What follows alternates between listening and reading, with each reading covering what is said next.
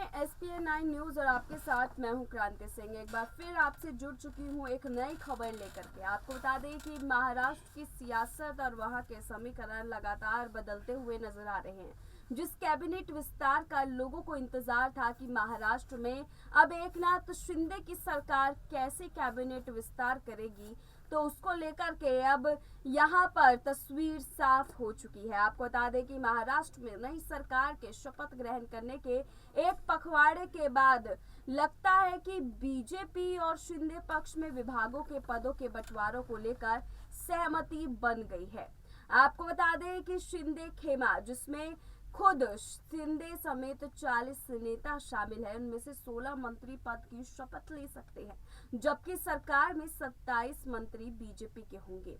राज्य में मुख्यमंत्री सहित मंत्री परिषद में अधिकतम 43 सदस्य हो सकते हैं। जानकारी के मुताबिक शिंदे गुट, जिसके गठबंधन में 1/3 विधायक है, यानी कि 30% से अधिक मंत्री पद हासिल करने में सफल रहा है।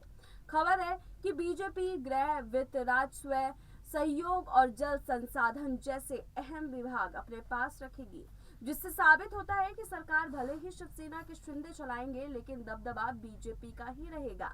वहीं शिंदे खेमे को शहरी विकास, जन स्वास्थ्य, चिकित्सा, शिक्षा, कृषि और ग्रामीण विकास विभाग मिल सकता है।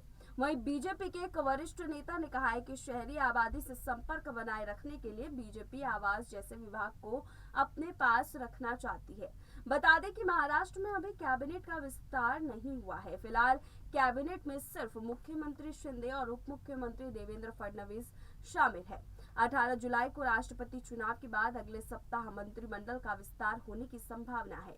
बीजेपी के नेता ने कहा है कि सभी मंत्री पद एक साथ अपने भरे जाएंगे, कुछ मंत्री पद फिलहाल खाली रखे जाएंगे। वहीं शिवसेना के एक वरिष्ठ नेता ने कहा है कि शिंदे गुट के नेताओं में कैबिनेट पदों को लेकर नाराजगी सामने आ सकती है।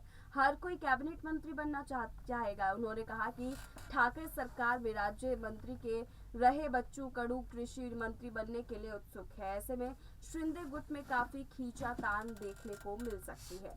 अब हमने आपको इस रिपोर्ट के माध्यम से बताया कि अभी भले ही हलचल पर रोक लगा दी गई हो कि शिंदे और बीजेपी के बीच में अनबन चल रही है, लेकिन इस अनबन को लेकर के जो कैबिनेट विस्तार की तस्वीर सामने आई है, उससे साफ है कि बीजेपी अपना दबदबा पीछे नहीं खींचना चाहती और शिंदे गुट अभी अपना दबदबा भले ही शामिल करने में लगे हो, लेकिन बीजेपी के सामने उनकी एक नहीं चल रही है।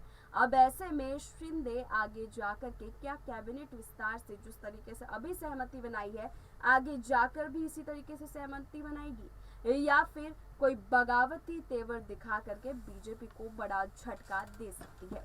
फिलहाल हमारे इस रिपोर्ट को देख के आपको क्या लग रहा है इस पूरे मामले में, आप हमें कमेंट सेक्शन में जरूर बताइएगा।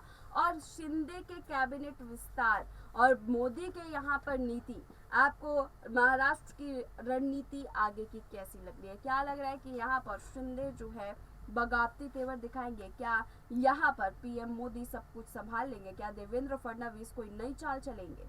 क्या लगता है महाराष्ट्र की सियासत को देख करके? हमें कमेंट सेक्शन में जरूर बताइएगा। फिलहाल ऐसी तमाम अपडेट्स के लिए देखते रहिए SPN9 न्यूज।